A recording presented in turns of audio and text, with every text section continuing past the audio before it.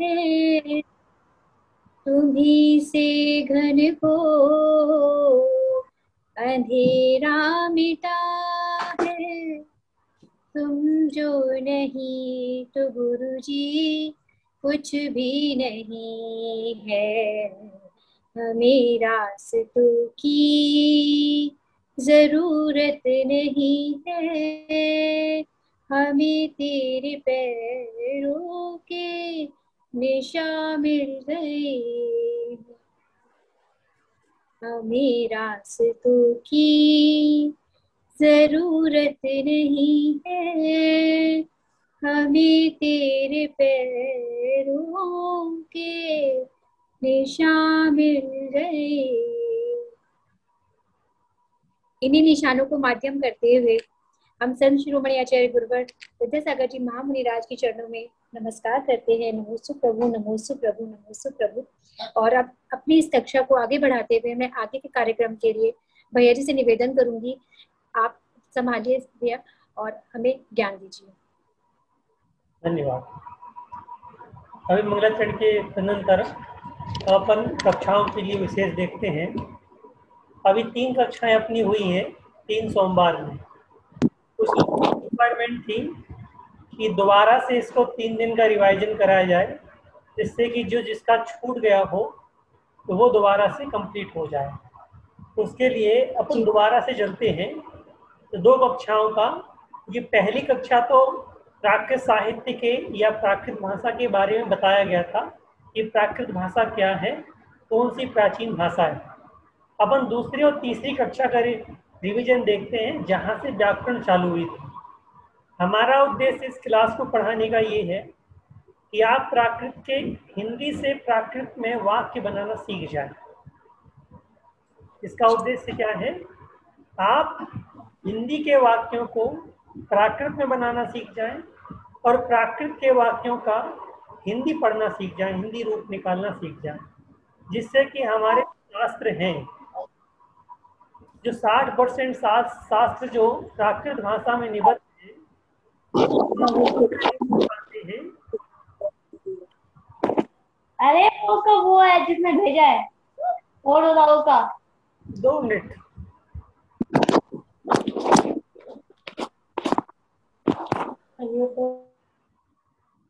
जिनको हम मूल में नहीं पढ़ पाते हैं और केवल उसका हिंदी अर्थ पढ़ पाते हैं, और कई बार ऐसा होता है कि हिंदी अर्थ एक निकलता है जबकि प्राकृत के 4 अर्थ उसमें से निकलते हैं।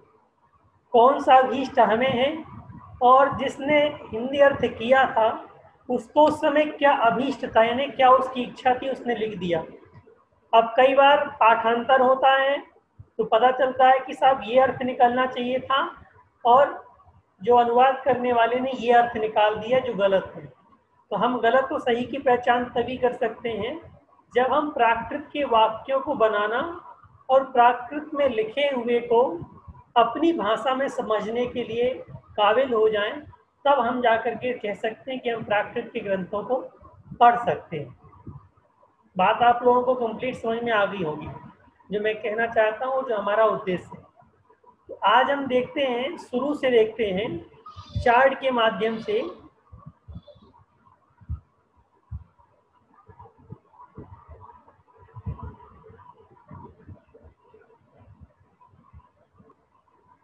सभी को ये दिख रहा है? चलिए अब आगे अपन चलते हैं कि सबसे पहले अपन को देखना ये वर्ण ज्ञान क्या कहलाता है, प्राकृत में कितने वर्ण होते हैं और कैसे होते हैं। जब हम किसी भाषा को समझते और सीखते हैं तो उसकी वर्णमाला एक महत्वपूर्ण कड़ी होती है, जिसके बिना हम किसी भाषा को समझ पाना हमारे लिए असंभव होता है। उसे वर्ण कहते हैं। वर्ण वह शब्द, वह ध्वनि है जिसके बिना कोई भी शब्द, कोई भी अक्षर पूर्ण नहीं कहलाता है। भाषा की सबसे छोटी इकाई को वर्ण कहते हैं। जो हमारे मुंह से निकलती है ध्वनि, वह वर्ण कहलाती है। तो आप लोगों को पीडीएफ भेज देंगे, पढ़ लीजिएगा आप लोग। वर्ण प्राकृत में 2 प्रकार के कहे गए हैं।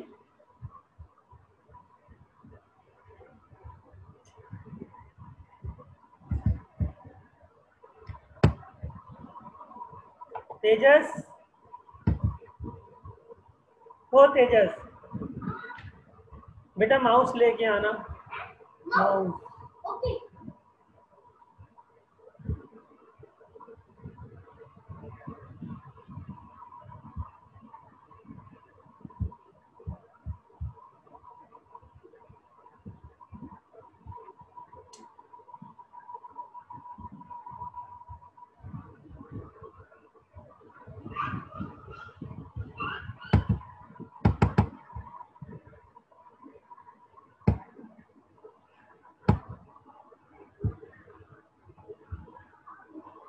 तो अपन को देखना ये है कि जो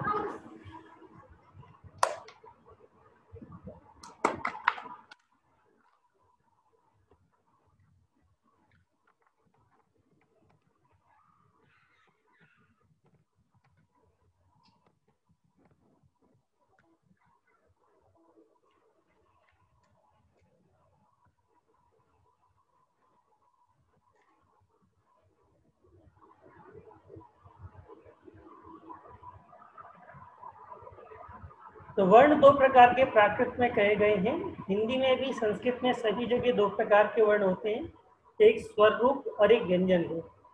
अब यहाँ से चेंज होता है। स्वर किसे कहते हैं? स्वर वह इकाई है जिसके बिना कोई वर्ण की पूर्ति नहीं हो सकती। इन्हें स्वर ना हो तो कोई भी व्यंजन नहीं बोला जा सकता है। तो स्वर और व्यंजन ये दो प्रकार के हैं। स्वर वे कहलाते हैं जिनके उच्चारण में वर्ण की सहायता नहीं ली जाती, स्वतंत्र रूप से बोले जाते हैं, वे स्वर कहलाते हैं। स्वर दो प्रकार के होते हैं, ह्रस्व स्वर और दीर्घ स्वर। प्राकृत में प्लुत स्वर जैसे ओ ऐसा नहीं होता है, ओ ने दीर्घ होगा या ह्रस्व होगा, प्लुत नहीं होगा। दूसरी बात आती है ह्रस्व स्वर किसे कहते हैं? जिसमें अपन बोलते समय सबसे कम समय लगता है या सबसे उच्चारण में जहाँ सहूलियत है ना, सरलता होती है बोलने में, वे स्वर कहलाते हैं। जहाँ पर स्वर से दुगना समय लगता है वे दीर्घ स्वर कहलाते हैं। जहाँ पर कम समय लगता है वह ह्रस्व स्वर कहलाते हैं, और जहाँ पर दुगना टाइम लगता है वे दीर्घ स्वर कहलाते हैं। प्राकृत में 4 ह्रस्व स्वर हैं, अ, ई, उ।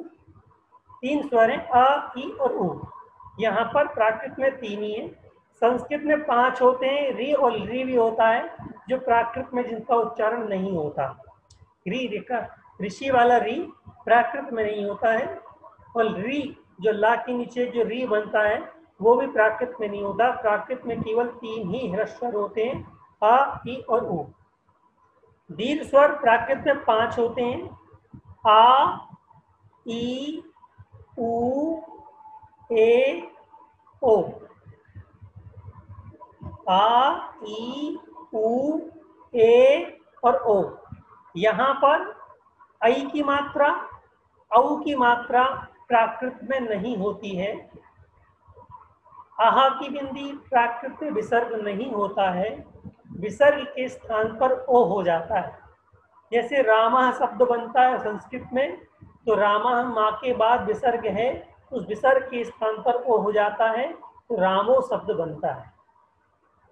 अब बात आती व्यंजन की। व्यंजन किसे कहते हैं? जिन वर्णों के उच्चारण में स्वर की सहायता ली जाती है वे व्यंजन कहलाते हैं, और व्यंजन हमेशा स्वर के बिना आधे होते हैं। जैसे अपन लोग देखते हैं का लिखते हैं और का के नीचे हलंत लगा देते हैं। हलंत का अर्थ है कि वह व्यंजन आधा हो गया, उसमें स्वर नहीं है। जब स्वर होगा तो नीचे हलंत नहीं लिखा जाएगा, नीचे हलंत नहीं लिखा जाएगा, तब वह हाफ जगह आधा हो जाता है। प्राकृत में 3 प्रकार के व्यंजन पाए जाते हैं। स्पर्श व्यंजन, जिनका जीभ से स्पर्श होना स्वाभाविक है कि बिना जीभ के स्पर्श से वे व्यंजन नहीं निकलेंगे, उन व्यंजनों को कहते हैं स्पर्श व्यंजन। जीभ का मुख से, तालु से, कंठ से, कहीं भी जीभ के स्पर्श से ही ये सब कुछ निकलते हैं, इसलिए इन्हें स्पर्श व्यंजन कहते हैं। अंतस्थ व्यंजन वे कहलाते हैं जो मुख को बंद करके भी बोले जा सकते हैं। उनको देख, जैसे या, र, ल, व, बस और थोड़ा सा हिला। य र ल व, बंदे मुख के अंदर ही अंदर बोले जा रहे हैं, आप बोल के देखिएगा। य र ल व, आपको होंठ नहीं हिलाने पड़ रहे हैं, थोड़ा सा जिब्बा टच कर रही है। र ल व, अब आप का बोलेंगे का, तो पूरा आपको मुंह खोलना पड़ेगा। हा बोलेंगे, गा बोलेंगे तो पूरा मुंह आपको खोलना पड़ेगा। तो ये क्या है? स्पर्श व्यंजन है। अंतस्थ व्यंजन वे कहलाते हैं जो मुख के अंदर ही अंतः स्थित, मुख के अंदर ही स्थित रहते हैं। ऐसे व्यंजन अंतस्थ व्यंजन कहलाते हैं, जो या, रा, ला और वा। तीसरे व्यंजन होते हैं ऊष्म व्यंजन। ऊष्म का अर्थ होता है गर्म, जिसके बोलने में गर्म हवा निकलती है, वे व्यंजन ऊष्म व्यंजन कहलाते हैं। जैसे स, श, ह, ये क्या है? ऊष्म व्यंजन है। 3 प्रकार के सा होते हैं संस्कृत में, श, श, श, ह। ये इनको बोलने में गर्म हवा निकलती है, इसलिए इन्हें ऊष्म व्यंजन कहते हैं। प्राकृत में 2 ही ऊष्म व्यंजन होते हैं, प्रकारांतर से 3 होते हैं। सा सड़क वाला, जिसे दंत सकार कहते हैं, और हा, ये 2 व्यंजन होते हैं। और अर्धमागधी के प्राकृत का विकल्प और ले लें तो शक्कर वाला स, जिसे तालब्ध सकार कहते हैं, वह भी प्राकृत में पाया जाता है। ये 3 प्रकार के ऊष्म व्यंजन प्राकृत में पाए जाते हैं। इसका चार्ट आप देख रहे होंगे। ह्रस्व स्वर अ, इ, उ, दीर्घ स्वर आ, ई, उ, ए, ओ, दीर्घ स्वर। स्पर्श व्यंजन, स्पर्श व्यंजन के 5 वेद हैं। क वर्ग, च वर्ग, ट वर्ग, त वर्ग और प वर्ग। क वर्ग यानी क, ख, ग, घ, इंगा पंचम वर्ण प्राकृत में नहीं होता है। च वर्ग, च, छ, ज, झ, इया वर्ण प्राकृत में नहीं होता है। ट, ठ, ड, ढ, न, ट वर्ग। ता वर्ग, ता, था, द, ध, न, इसमें से जो न वर्ण है वह अर्धमागधी में पाया जाता है। वहां पर जो अपन स वर्ग बताया था वो मागधी में होता है, अर्धमागधी में नहीं होता है। आप उधर सुधार लीजिएगा। जो शक्कर वाला स अर्धमागधी बता दिया था वो नहीं, मागधी में होता है। यहाँ पर न जो वर्ण होता है ये अर्धमागधी में प्रयुक्त किया जाता है, परंतु हेमचंद्र ने एक बार कहा, सूत्र कहा, नो न, नो न सर्वत्र, न के स्थान पर न सभी जगह होता है। क्या? न के स्थान पर न सभी जगह होता है, सभी प्राकृतों में होता है। आदि में, मध्य में, अंत में, संयुक्त में, असंयुक्त में, सभी जगह न के स्थान पर न होता है। परंतु अर्धमागधी की जो श्वेतांबर परंपरा में न के स्थान पर ना ही बोला जाता है। जैसे अपने यहाँ पर सौशेन यानी दिगंबर परंपरा में नमो अरिहंताणम बोलते हैं, श्वेतांबर बोलते हैं नमो अरिहंतानम। क्या? नमो अरिहंतानम। अपन क्या बोलते हैं? नमो अरिहंताणम। दोनों में ये अंतर है। जैसे वहां बोलते हैं ऐसो पंच नमो यारो सब पाप प्रणाशनो मंगलाड़म च सप्तेसिम परमम हवई मंगलम। ये जो नमोकार मंत्र की जो पीठिका है, मंगल पाठ, ये श्वेतांबरों में इस तरह से बोलते हैं। अब हमारे यहाँ कैसे बोलते हैं?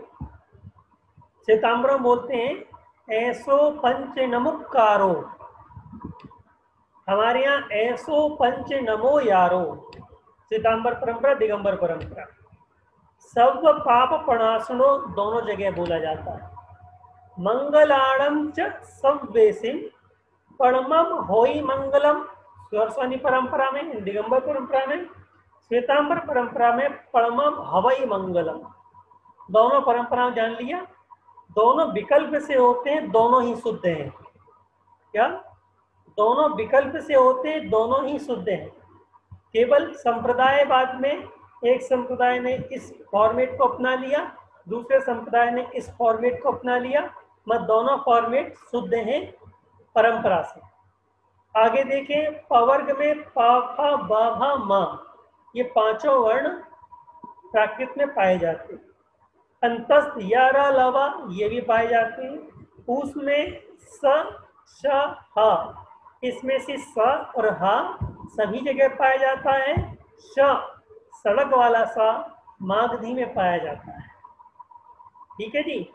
संयुक्त व्यंजन के बारे में उस दिन हमने बताया था, प्राकृत में संयुक्त अपने वर्ण में होता है, अपने वर्ग में होता है। कावर्ग का संयुक्त कावर्ग के साथ होगा, चावर्ग का संयुक्त चावर्ग के साथ होगा, टावर्ग का संयुक्त टावर्ग के साथ होगा, तावर्ग का संयुक्त तावर्ग के साथ होगा, पावर्ग का संयुक्त पावर्ग के साथ होगा। बात समझ आ रही होगी? अपने ही वर्ग में संयुक्त होने वाला है। का के साथ छा, का के साथ ता के साथ पा, ये नहीं होगा। ठीक है जी। इसी प्रकार से इन संयुक्तों को इस तरह से अपन दर्शा सकते हैं।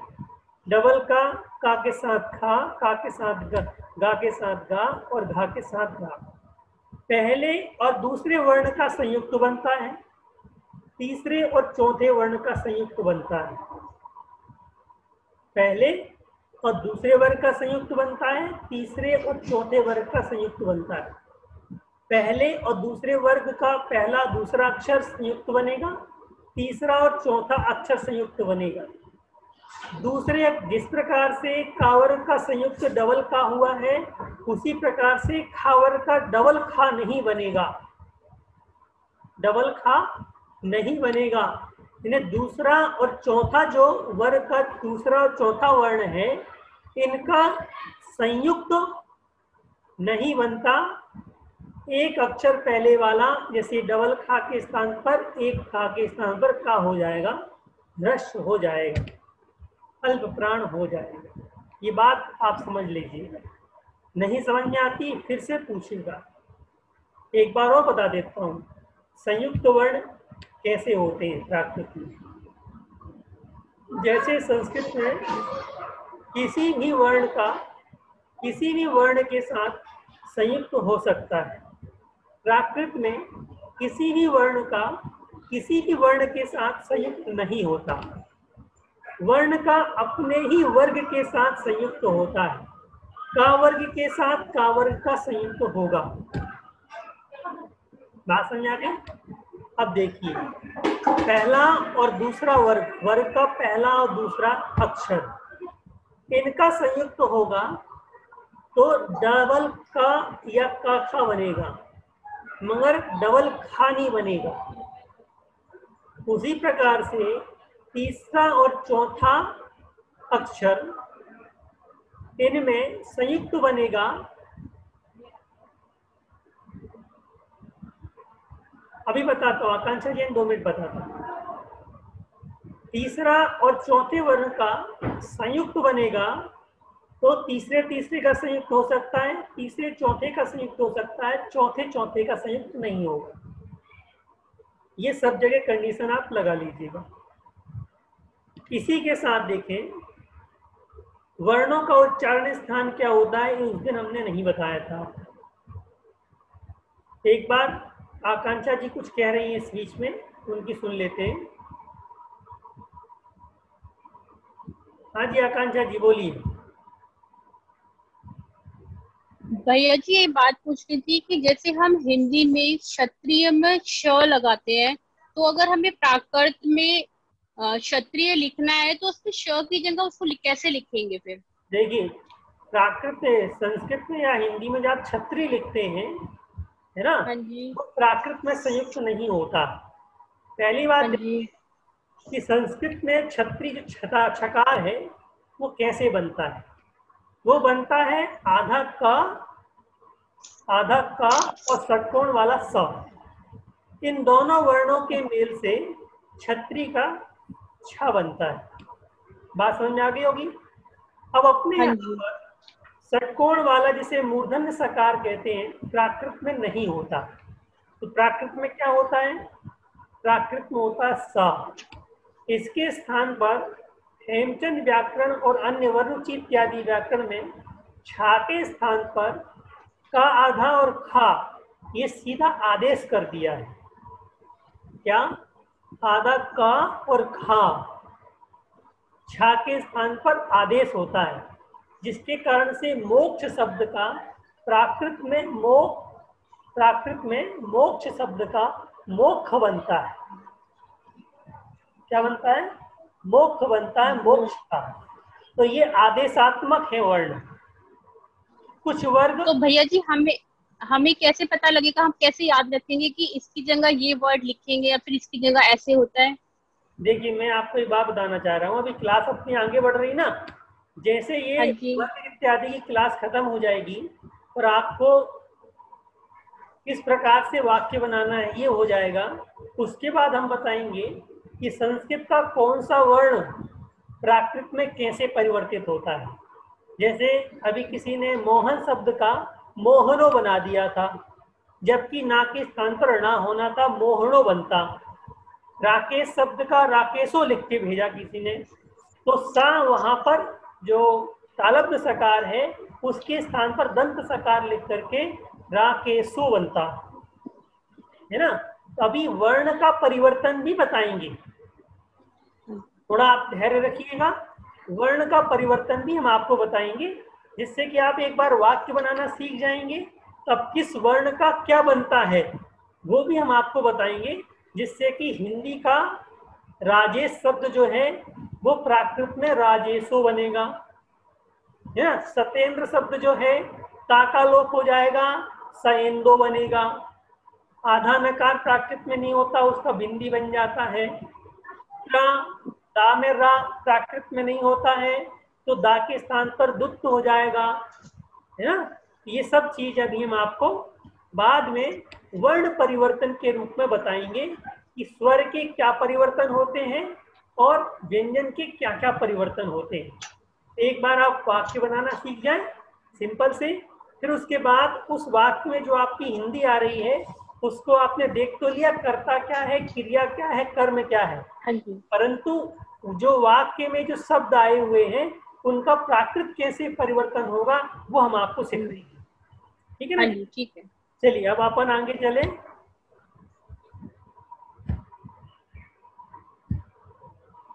देखिए, अब आप देखिएगा कंठ से कौन कौन से शब्द निकलते हैं, बोल के देखिए हमारे साथ।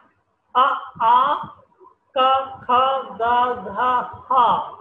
आप अपने कंठ में थोड़ा सा हाथ लगा लीजिएगा, आपको झिंझनाहट पैदा होगी।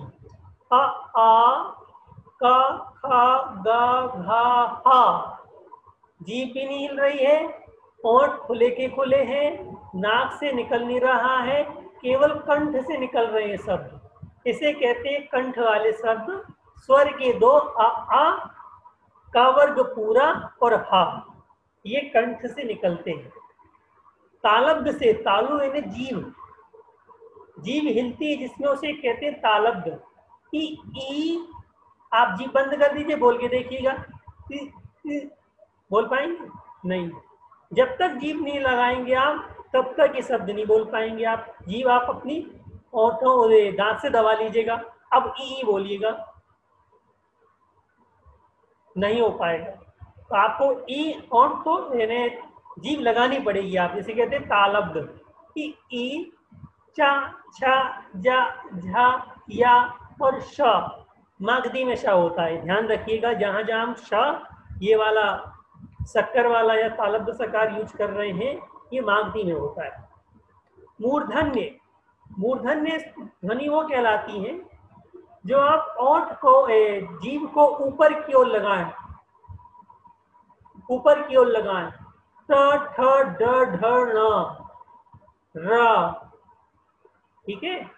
ट ठ ड ढ ण र, ये मूर्धन्य है। संस्कृत में मूर्धन्य सकार षटकोण वाला होता है, प्राकृत में नहीं होता, इसलिए यहाँ पर नहीं लिया। दंत सर, दंत में दांत से निकली जाती है। दांत बंद करके आप बोलिए थ, बिना दांत के हो ही नहीं सकता, दांत में प्रेशर लगेगा। ता थ द ध न स ल, ये दंत से निकलने वाले वर्ण कहलाते हैं। ओष्ठ से बिना ओठ हिलाए पा, आप और बंद कर लीजिएगा, बोलिए पा, बोलेंगे नहीं तो ओठ से पा, फा, बा, भा, मा, उ, ऊ, ये ओठ से निकलते हैं। दंतोष्ठ, दांत और ओठ दोनों की सहायता ली जाती है, वाह वाह, ठीक है, दांत और ओठ दोनों की सहायता ली जाती है, उसे दंतोष्ठ कहते हैं।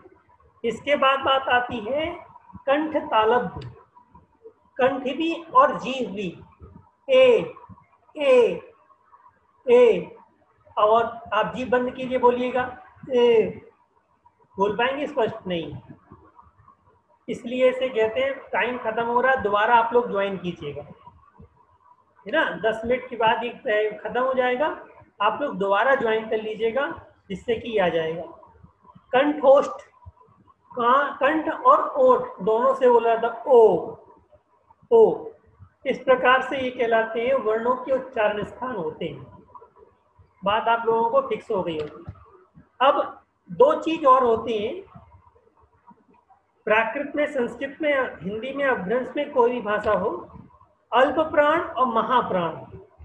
अल्प प्राण का अर्थ होता है जिसके बोलने में सहूलियत यानी सरलता होती है, अल्प मात्रा होती है, उसे कहते हैं अल्प प्राण। जिसके बोलने में हा जैसे महाध्वनि निकलती है, उसे कहते हैं महाप्राण। तुप से वर्ग के पहले, तीसरे और पांचवें जो अक्षर हैं वह अल्प प्राण होते हैं, और वर्ग के दूसरे और चौथे अक्षर जो होते हैं वो महाप्राण कहलाते हैं। पहले, तीसरे, पांचवें अक्षर अल्प प्राण है, दूसरे और चौथे अक्षर महाप्राण कहलाते हैं। इतनी बात आप लोगों को समझ में आ गई है। अल्प प्राण किसे कहते हैं? हाँ जी,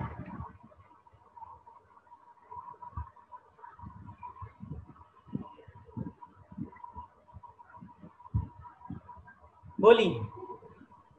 ये अल्प प्राण और महाप्राण ये समझ नहीं आया, एक बार और बता दीजिए। अल्प प्राण उसे कहते हैं जिसके बोलने पर सरलता महसूस होती है, वह अल्प प्राण है, और जिसके बोलने पर अपनी आवाज भारी हो जाए वह महाप्राण कहलाते हैं। महाध्वनि जैसे क, ख, ग, घ, क बोलेंगे तो ज्यादा सरलता है, ख बोलने पर भारीपन है, ग सरलता है, घ बोलने पर भारीपन है। तो वर्ग के पहले और तीसरे और पांचवा जो वर्ण है वह अल्प प्राण कहलाता है, दूसरा और चौथा वर्ण है वो महाप्राण कहलाता है। बात समझ आ गई? आ गई ना? चले,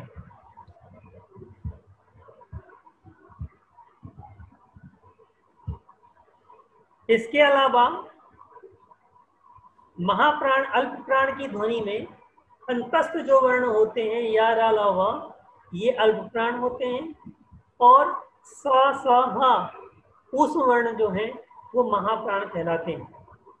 तो जब हम संयुक्त करते हैं उस समय भी इसका बड़ा फर्क पड़ता है कि महाप्राण के साथ महाप्राण का, जैसे सा, सा, हा, या, रा, ला, वा, ये तो वर्ग में आते नहीं है, और अपन ने संयुक्त किया वर्ग के साथ, वर्ग का संयुक्त होगा। तो जब ऐसे वर्ण आ जाते हैं जहां पर वर्ग का एक अक्षर और अंतस्थ या उस वर्ण का एक अक्षर, उस समय क्या करना चाहिए? तो वहां महाप्राण और अल्प प्राण देखते हैं कि जो संयुक्त होने वाला वर्ण है अल्प प्राण का है तो अल्प प्राण का होगा, महाप्राण का तो महाप्राण का होगा। वैसे बहुत कम उदाहरण मिलते हैं ऐसे, वर्ग के साथ वर्ग का, महाप्राण के साथ महाप्राण का, अल्प प्राण के साथ अल्प प्राण का, ऊष्म के साथ ऊष्म का, अंतस्थ के साथ अंतस्थ का संयुक्त वर्ण होता है। अब यहाँ पर द्वित्व शब्द और देखें, द्वित्व शब्द क्या है? और संयुक्त शब्द तो आपने देख ही लिया, संयुक्त क्या कहलाते हैं। द्वित्व शब्द उसे कहते हैं एक ही अक्षर का दो बार उपयोग करने को द्वित्व कहते हैं। जैसे डबल टा, डबल गा, डबल का, डबल पा, डबल ता, डबल बा, ये क्या है? द्वित्व शब्द कहलाते हैं।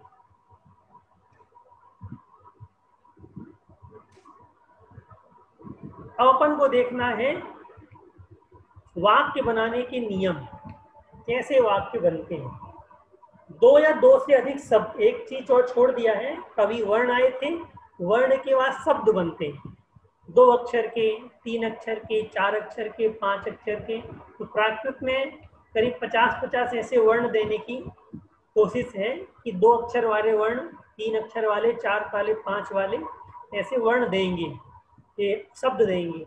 अब यहाँ पर वाक्य किसे कहते हैं? जब 2 या 2 से अधिक शब्दों के समूह को वाक्य कहते हैं। इसमें कर्ता के अतिरिक्त क्रिया, कर्म आदि कारकों का सद्भाव होता है। छोटे से वाक्य में कर्ता और क्रिया तो होंगे ही होंगे। यदि कर्ता और क्रिया नहीं है तो कर्ता की कोई पहचान नहीं। राम जाता है, राम जाता कम से कम ये तो हो। केवल हम कहते राम, इससे कोई वाक्य प्रतीत नहीं होता कि उसने कहा क्या है। और ये क्या जाता है, यदि अकेला क्रिया या अकेला यूज कर देंगे तो कौन जाता है? कर्ता नहीं है ना। तो कम से कम 2 कर्ता और क्रिया 2 तो वाक्य में होना ही चाहिए।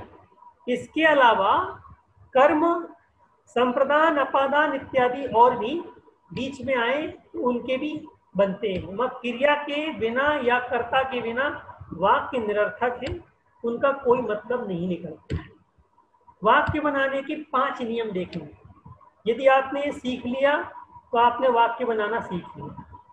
पहला नियम ये है कि वाक्य बनाते समय सर्वप्रथम में काल कौन सा है इसकी पहचान करनी चाहिए। क्या वाक्य बनाते समय सबसे पहले हमें क्या देखना चाहिए कि काल कौन सा है? वर्तमान काल है, भविष्यत काल है, फ्यूचर है, भविष्यत काल, वर्तमान काल, भूतकाल या विधि आज्ञा है, कौन सा काल है?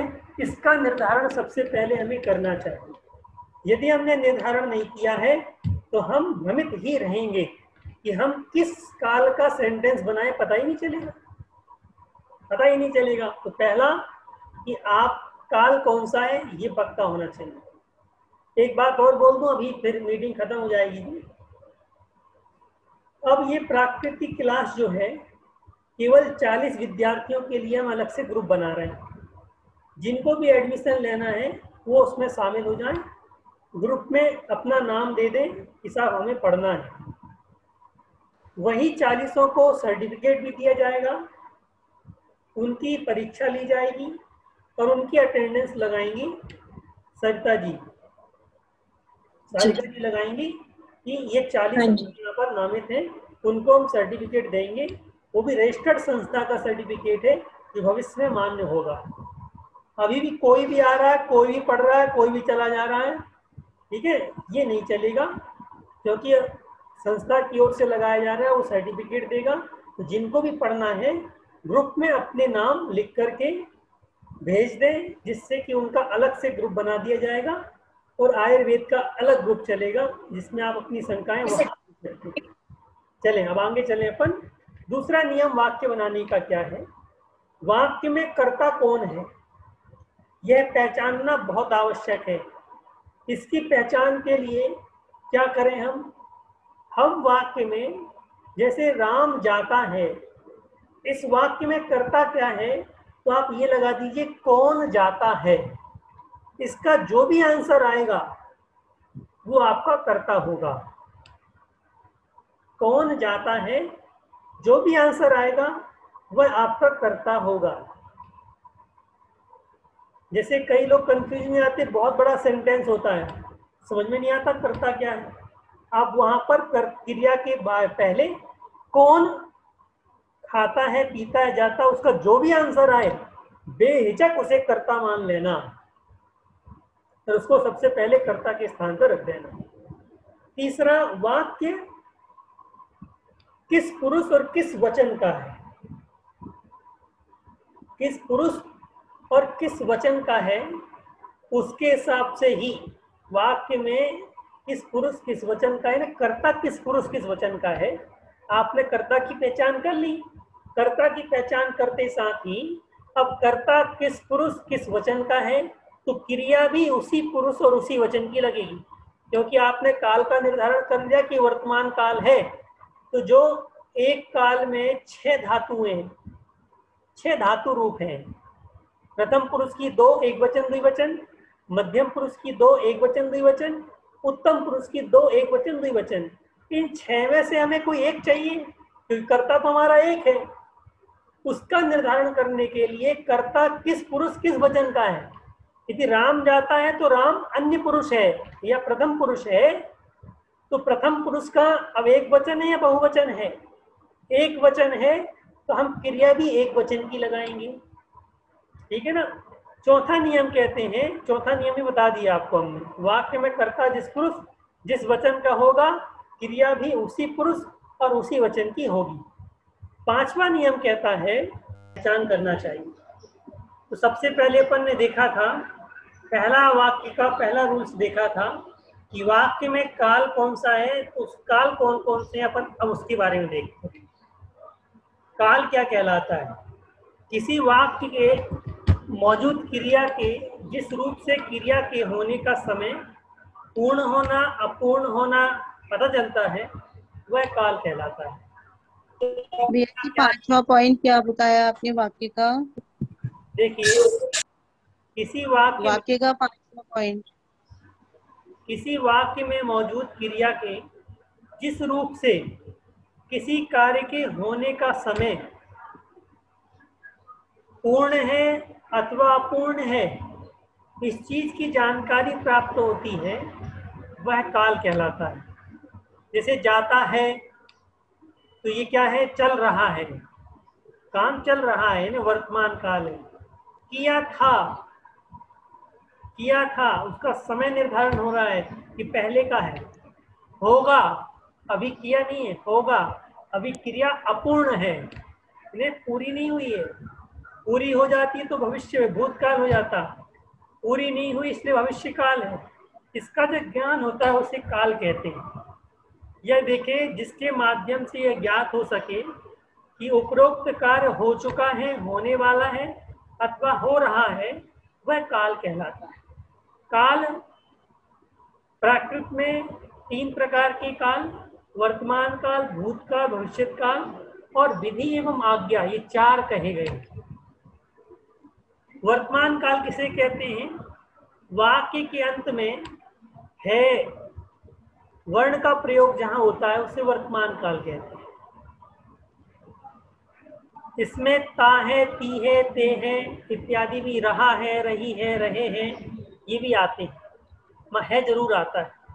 वर्तमान काल में अब देखें अपन को, प्रथम पुरुष, मध्यम पुरुष और उत्तम पुरुष, ये 3 प्रकार के पुरुष होते हैं। इसके एक वचन और बहुवचन। प्रथम पुरुष एक वचन में ई और दी 2 प्रत्यय लगते हैं क्रिया में, जैसे रम धातु है रमण करने अर्थ में, गच्छ धातु है जाने अर्थ में। गच्छ आई, गच्छई, गच्छदी, गच्छन्ति, गच्छन्ते, गच्छिरे, गच्छसि, गच्छसे, गच्छः, गच्छामि, गच्छोमो, गच्छोम, गच्छमु, गच्छम। तो धातु के बाद में ये प्रत्यय लगा देने से, जो लिखे हुए प्रत्यय लगा देने से वह धातु वर्तमान काल की हो जाती है।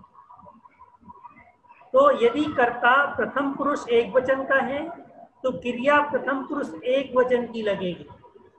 यदि कर्ता प्रथम पुरुष बहुवचन का है तो क्रिया भी प्रथम पुरुष बहुवचन की लगेगी। यदि कर्ता मध्यम पुरुष एक वचन का है तो क्रिया के साथ प्रत्यय मध्यम पुरुष एक वचन का सी लग जाएगा। यदि कर्ता मध्यम पुरुष बहुवचन का है तो क्रिया के साथ मध्यम पुरुष बहुवचन का प्रत्यय हा लग जाएगा, गच्छ है।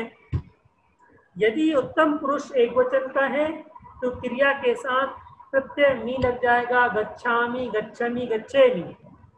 यदि उत्तम पुरुष बहुवचन का है तो क्रिया के साथ मो, मु, मा प्रत्यय लग जाने से गच्छामो, गच्छुमु, गच्छमा। बात समझ में आ गई होगी। अब दूसरी बात देखते हैं, आज्ञा और विधि क्या कहलाती है। आज्ञा का अर्थ होता है आदेश देना, विधि का अर्थ होता है सलाह देना। विधि का अर्थ होता है सलाह देना। जिस काल के वाक्यों में आज्ञा देना अथवा आज्ञा लेना सलाह देना अथवा अनुमति लेना आदि भाव प्रकट होते हैं, उस वाक्य को विधि एवं आज्ञा का वाक्य कहते हैं। इस वाक्य में काल के अंत में चाहिए शब्द का प्रयोग होता है। किसके लिए चाहिए शब्द का प्रयोग होता है? किसके लिए होता है? इसके लिए होता है कि चाहिए या नहीं चाहिए, अनुमति लेने और अनुमति देने के अर्थ में। ठीक, आदेशात्मक वाक्यों में करो, जाओ, खाओ, पियो, इस प्रकार के जो आदेशात्मक वाक्य होते हैं उनमें आज्ञार्थक वाक्य होते हैं, इनमें आज्ञा लगती है। इन दोनों वाक्यों को मिला करके जहां संस्कृत में आज्ञार्थक अलग बनते हैं और विधि के अलग बनते हैं, प्राकृत में आज्ञा और विधि को दोनों को मिला करके आज्ञा एवं विधि काल घोषित कर दिया है। बात समझ आ गई होगी।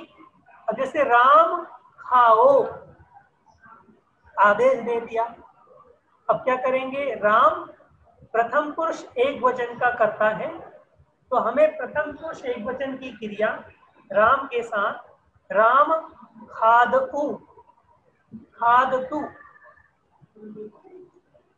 ठीक है, ये लगानी पड़ेगी। हे रामो, रामो खाओ, बहुवचन आ गया, तो हम राम के साथ रामा, रामा खादंतु। माताएं, माताएं जाएं, माता शब्द है। अब माता शब्द जाएं, माताएं शब्द आ रहा है, तो माताएं क्या है? प्रथम पुरुष बहुवचन का है, तो उसके साथ क्या होगा? क्रिया भी मध्य प्रथम पुरुष बहुवचन की लगेगी। आप लोग यहाँ देख रहे होंगे 1 नंबर, 2 नंबर, 3, 4, 5, 6 जो हमने लगा रखे हैं। इसी प्रकार से कर्ता में भी लगेंगे, कर्ता में लगेंगे एक वचन में, एक वचन 1, 2, 3, 4, 5, 6। 1 नंबर की कर्ता को 1 नंबर की क्रिया में लगाओ, 2 नंबर के कर्ता को 2 नंबर की क्रिया में, 3 नंबर के कर्ता को 3 नंबर की क्रिया में, 4 नंबर को 4 नंबर में, 5 नंबर को 5 में और 6 की 6 में लगाना चाहिए। 2 मिनट। भैया जी कोई एग्जाम्पल देके समझा दीजिए।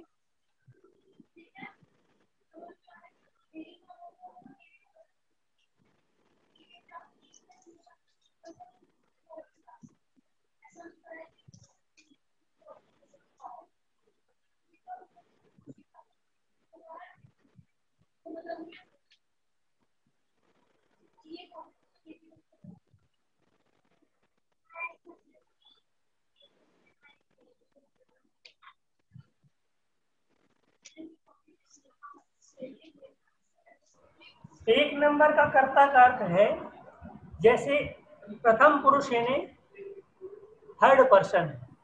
थर्ड पर्सन में आप अपना नाम ले लें, स्वयं का नाम थर्ड पर्सन है। अपन राम देव कोई नाम ले सकते। देव, राम को करना चाहिए, क्या करना वाला कौन? किसको करना चाहिए?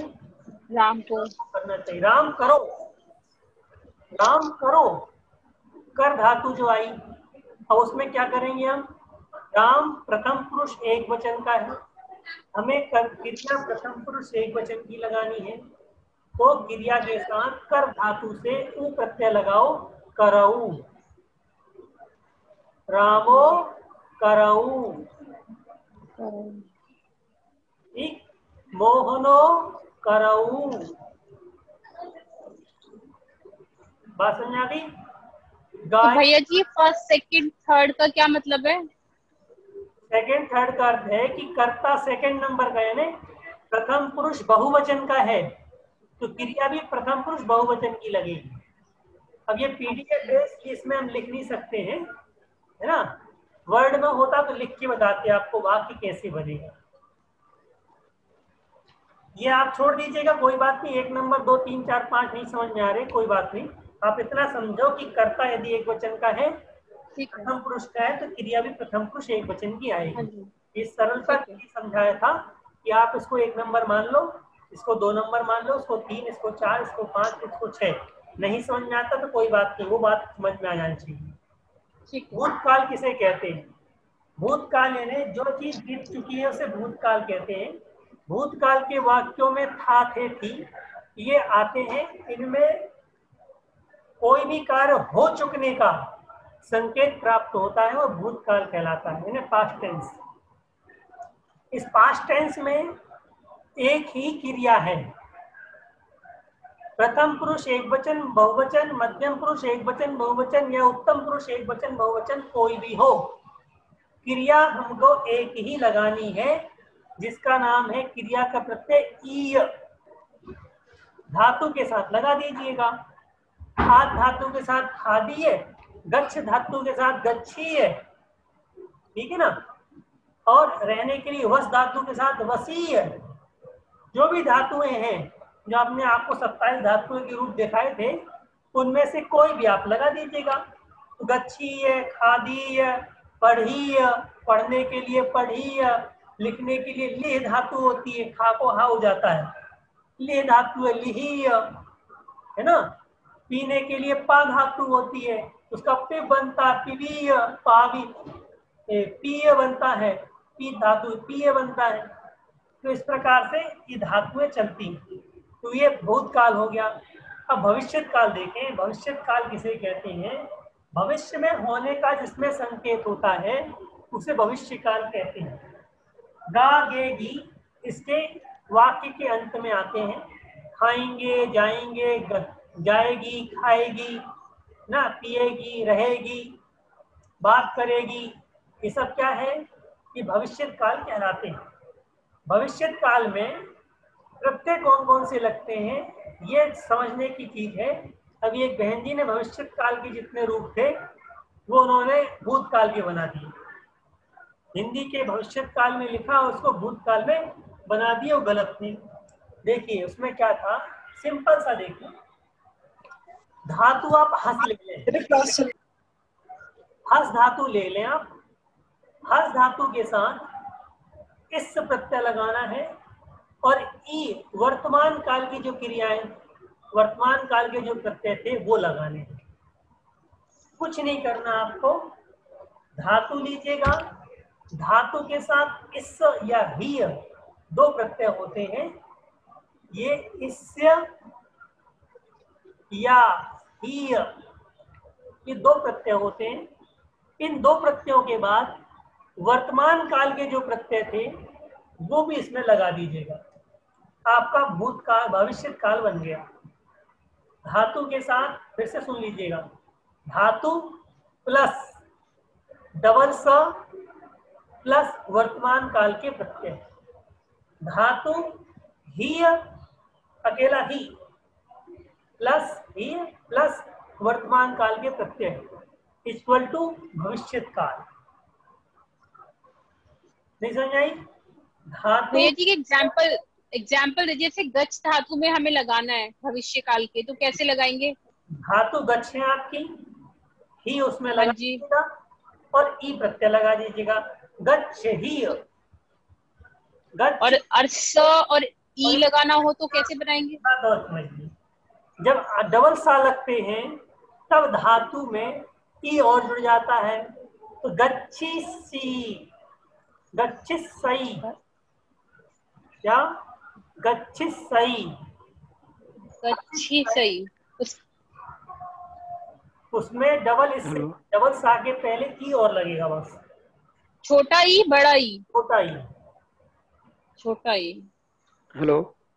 गच्छिसई, हसिसई, खादिसई, खादिसंति, खादिसह, खादिसामो, खादिसामी, खादिसिसी, खादिससी, खादिससे, है ना। ये करना है, बस और कुछ नहीं करना आप। अरुण जी बोलिए। सही भैया जी, इसमें जो ही और सी है, कहाँ कहाँ कौन सा क्या लगता है इसमें? जैसे वर्तमान ही कहाँ लगेगा? और हाँ फिर से समझ लीजिएगा। धातु आप कॉपी में लिख लीजिएगा। भविष्य काल कॉपी है। फार्मूला, भविष्य काल बनाने का फार्मूला लिख लीजिएगा। दो फार्मूले हैं आपको। पहला फार्मूला, धातु प्लस छोटी ई प्लस डबल स प्लस वर्तमान काल के प्रत्यय बराबर भविष्यत काल। दूसरा फार्मूला लिख लीजिएगा, धातु प्लस ही छोटी ही प्लस वर्तमान काल के प्रत्यय इक्वल टू भविष्यत काल।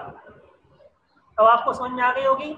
उदाहरण लिखिए, खाद प्लस ई प्लस डबल सा प्लस ई, सबको मिला दीजिए। ई 2 बार आया। खादिसई, खादिसई, हाँ ठीक है। खादिसंती, इसी पर बनेगा खादिसंते, खादिसिरे। बहुत सारे विकल्प हैं आपके पास।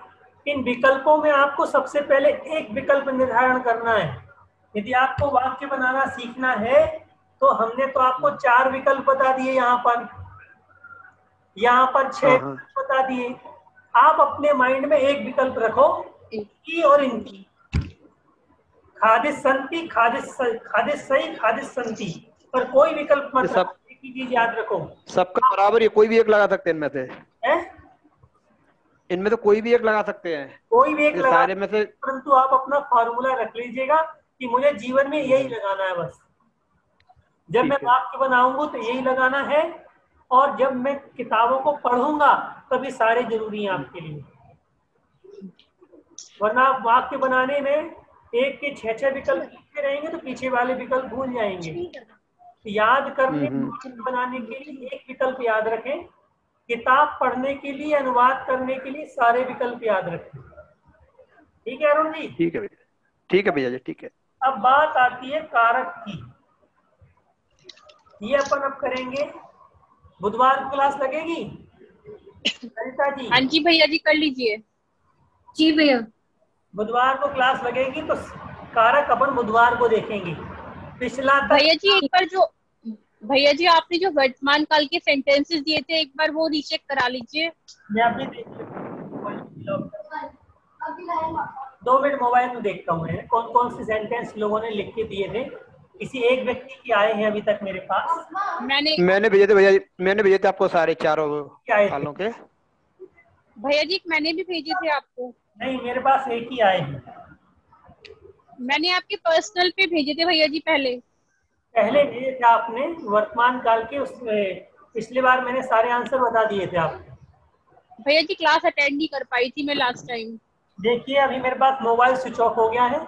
मैं आपको वाले वाक्य आपको व्हाट्सएप पे डाल दूंगा सबको। भैया जी वर्बली कर सकते हैं? वर्बली बोलने तो टाइम लग जाएगा। अच्छा, आपको मैं व्हाट्सएप पे डाल दूंगा। हाँ जी, है ना जी। और वर्तमान काल की आपने धातु भी बोले थे बनाने के लिए, धातु रूप। वो सब हो गया था पिछले बार। नया सब्जेक्ट दिया था आप लोगों को पिछले बार। चारों कालों के 10-10 सेंटेंस 27 धातुएं दी थी। उन 27 धातुओं के 10-10 सेंटेंस आपको बनाने थे। 40 बना के भेजने थे। अरुण जी ने 40 सेंटेंस बना के भेजे थे। उसमें उनके भविष्य काल के ही सेंटेंस गलत थे, और वर्तमान काल में से रमेशों का उन्होंने दंत तालब्ध सकार कर दिया था। राकेश में भी तालब्ध सकार कर दिया था। 1-2 वाक्य वहाँ गलत थे और सारे वाक्य उनके सही थे। भाई पहली दूसरी क्लास ये भी स्टार्ट किया। हाँ, कोई बात नहीं, पहला प्रयास आपका अच्छा है। भैया हमारी लास्ट क्लास जैसे मिस हो गई थी, और जो आपने सेंटेंस दिए थे वो तो हम बना नहीं पाए, तो वो हम कैसे रिकवर करेंगे? अभी जो आज आपको पढ़ाया है ना, ये पिछली बार आपने पढ़ाया था, वो 40 सेंटेंस आप लोग फिर से बनाइएगा। आपको 27 धातु दिए हैं, उन 27 धातुओं से आप 40 सेंटेंस फिर बनाइएगा, और आप मंगलवार तक भेजें। बुधवार को क्लास होगी, नया सब्जेक्ट पढ़ाया जाएगा। बुधवार से कारक चालू होगा। भैया अभी तक का तो सब समझ में आया है, बस ये जो थोड़ा काल वाला जो टॉपिक आया है ना, इसमें थोड़ी सी कॉम्प्लिकेशन आई है। इसमें मतलब कुछ चीजें समझ नहीं आ पा रही है। तो एक बार मैं थोड़ा घर पे स्टडी करती हूँ, और फिर जो भी कुछ क्वेरी होंगी या जो भी कुछ ना कुछ क्वेश्चन आएंगे इसमें काफी सारे निकल के, तो फिर मैं वो ग्रुप पे ही। आप लोग क्वेश्चन ही नहीं करते तो मेहनत नहीं करनी पड़ती। आप लोग क्वेश्चन करें तो हम भी मेहनत करें। जी जी जी, नहीं आज मैं रात को इसको स्टडी करती हूँ क्योंकि इसमें काफी सारी चीजें हैं जो मैं नहीं समझ रही। चलिए आप जिनवाणी स्तुति कर लीजिएगा और आप बुधवार को कारक बताएंगे, नया सेंटेंस है। अभी अपन ने कर्ता और क्रिया इनके सेंटेंस सीखे हैं, तो इसके बीच में भी बहुत सारे चीज आते हैं। इस राम बाजार गया, राम दूध लेने के लिए बाजार गया है, राम घर में रह करके मम्मी से पूछ करके, बहुत सारी चीजें आएंगी ना। माँ से पूछ करके घी लेने के लिए राम बाजार गया, इतना बड़ा सेंटेंस हो गया। गया कौन? राम गया। बस अपन ने भी इतना सीखा है, राम गया। अब माँ से पूछकर घी लेने के लिए बाजार, ये अभी अपन ने सीखा नहीं, जो अगली बार सीखेंगे। ठीक है जी, चले जाओ जानते सूचे लोका लोक वाणी मस्तक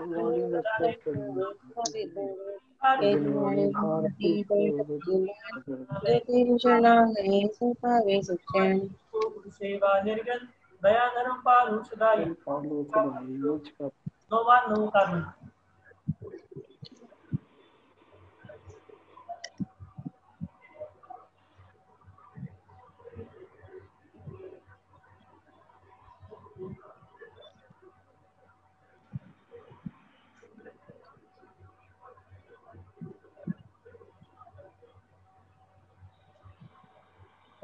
वाणी माता की जय। जय हिंद सभी। भैया जी PDF सेंड कर दीजिएगा अभी।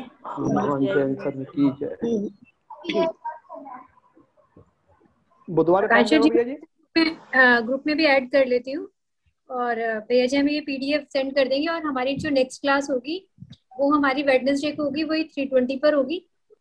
इसका हम टाइम को चेंज भी कर सकते हैं कि 3:20 की जगह अगर हम 3 बजे इस क्लास को स्टार्ट कर दें।